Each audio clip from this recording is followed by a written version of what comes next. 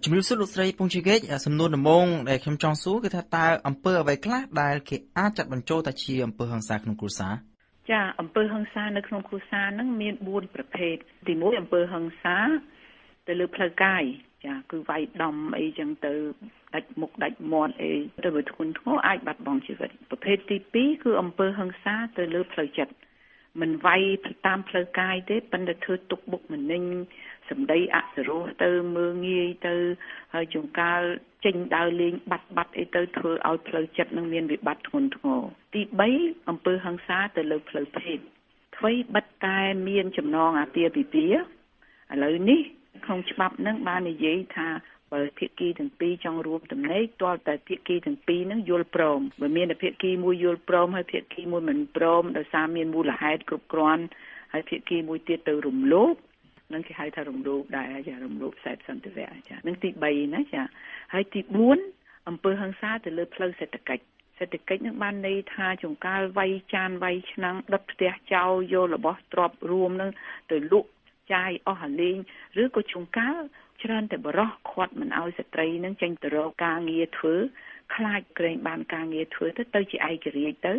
ហើយមិនស្ដាប់ប្រកបខ្លួនឯងចាហ្នឹងក៏ជាអំពើហិង្សាទៅលើផ្លូវសេដ្ឋកិច្ចដែរចាអញ្ចឹងមាន4ប្រភេទហើយអំពើហិង្សាដែលលោកស្រីបានរៀបរាប់ខាងលើមកហ្នឹងតើធ្វើទៅលើអ្នកណាខ្លះទើបគេហៅថាជាអំពើហិង្សានៅក្នុងគ្រួសារច្បាប់ដែលកម្ពុជាយើងបានអនុម័តតាំងតែពី2005ហ្នឹងច្បាប់ហ្នឹងដាក់ចូលក្នុងអំពើហិង្សាហ្នឹង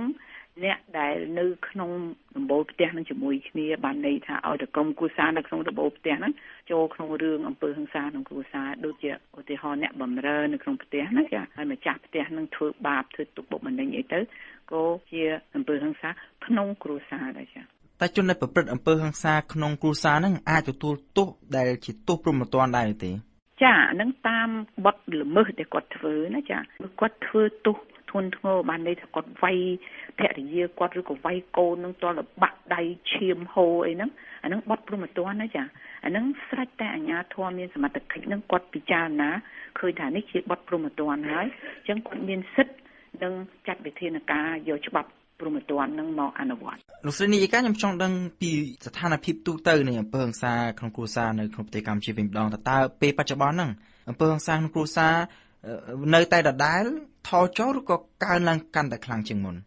ចាយើងពិបាកសន្និដ្ឋានថាអំពើហិង្សាក្នុងគ្រួសារចិត្តតែកើនឡើងទេព្រោះអីយើងខ្វះស្ថិតិរបស់ជាតិយើងគ្រាន់តែដឹងថា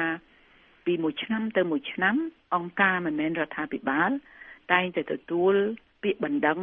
ទទួលជនរងគ្រោះដែលភាគច្រើនលើសលប់ច្រើនតែស្ត្រីក្នុងករណី300ករណីដែលយើងទទួលពីឆ្នាំ2009ហ្នឹងគឺអត់មានបរិសុទ្ធមួយសោះចាអញ្ចឹងមិនមែនបានន័យថានៅប្រទេសកម្ពុជាអត់មានអំពើហិង្សាទៅលើបរិសុទ្ធទេចាខ្ញុំមិនចង់និយាយអញ្ចឹងគ្រាន់តែថាករណីដែលយើងទទួលច្រើនតែស្ត្រីដែលមកយំអូនត្អែថាទទួលរងគ្រោះដោយសារអំពើហិង្សាក្នុងគ្រួសារហើយនឹងកូនក្មេងយើងឃើញចំនួនកាន់តែច្រើនទៅប៉ុន្តែយើងមិនហ៊ានសន្និដ្ឋានថាអំពើហិង្សានឹងចេះតែកើនឡើងទេប្រហែលជាបងប្អូនដោយសារបានស្ដាប់រ៉ាឌីយ៉ូឬក៏មើលទូរទស្សន៍ឬក៏បានដឹងដំណឹងអីថាឥឡូវអំពើហិង្សាក្នុងគ្រួសារហ្នឹងគេលែងទុកជា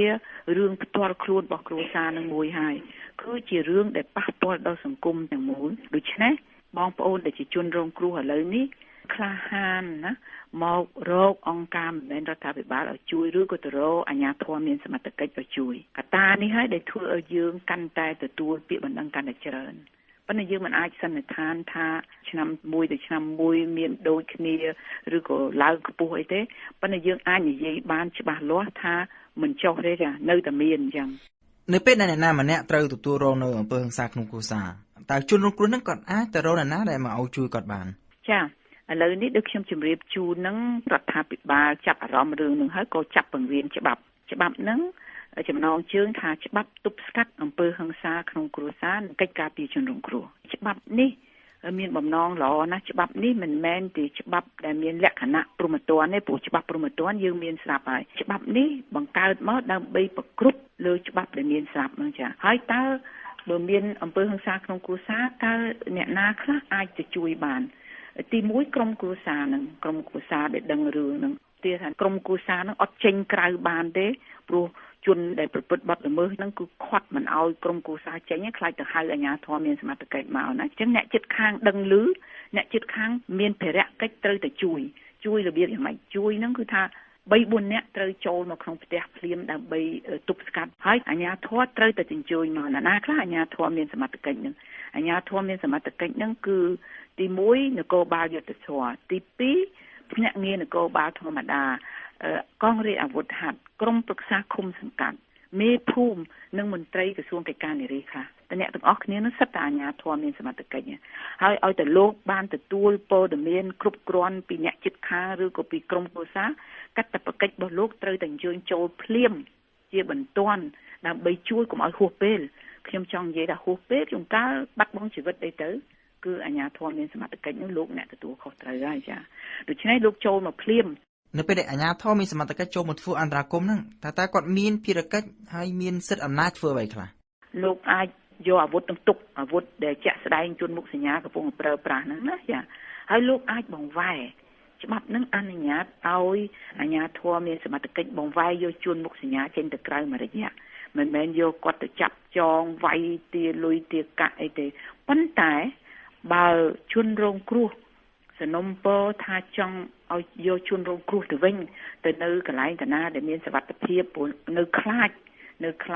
ជនមុខសញ្ញាហ្នឹងអាជ្ញាធរមានសមត្ថកិច្ចត្រូវតែគោរពសេចក្តីសនំពររបស់ជនរងគ្រោះទៅរកកន្លែងដែលមានសុវត្ថិភាពរបស់អង្គការមិនរដ្ឋាភិបាលណាមួយយកជនរងគ្រោះទៅដាក់ហើយច្បាប់នេះអនុញ្ញាតរឿងមួយទៀតដែលល្អដែរណាចាគឺហៅថាសេចក្តីសម្រេចរដ្ឋបាល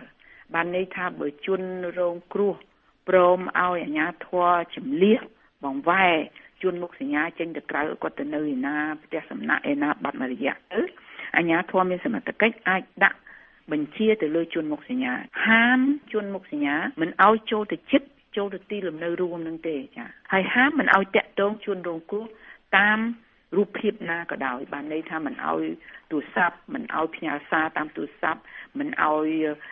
បញ្ជូនអ្នកទី3នឹងទៅគម្រាមកំហែងជនរងគ្រោះអីលាក់អត់ឲ្យធ្វើអញ្ចឹងទេហើយរឿងមួយទៀតដែលល្អ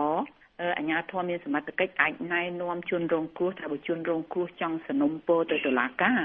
ដើម្បីឲ្យតុលាការចេញហៅថាដីកាការពារជនរងគ្រោះនោះចាក៏បានដែរតុលាការអាចចេញដីកាបាន2 ដងម្ដងបានរយៈក្នុង2 ខែម្ដងទៀតបាន6 ខែ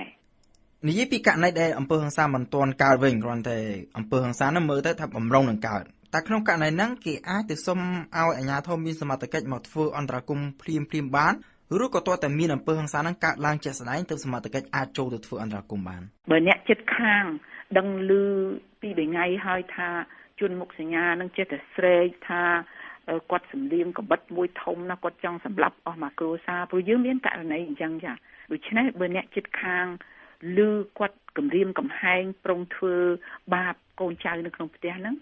អ្នកជិតខាងហ្នឹងអាចឬក៏ក្រុមគ្រួសារហ្នឹងក៏អាចទៅជម្រាបអាជ្ញាធរមានសមត្ថកិច្ចឲ្យលោកចូលមកមុនកើតហេតុហ្នឹងឲ្យទៅលោកបានព័ត៌មានគ្រប់គ្រាន់ហើយលោកអាចចូលភ្លាមបាន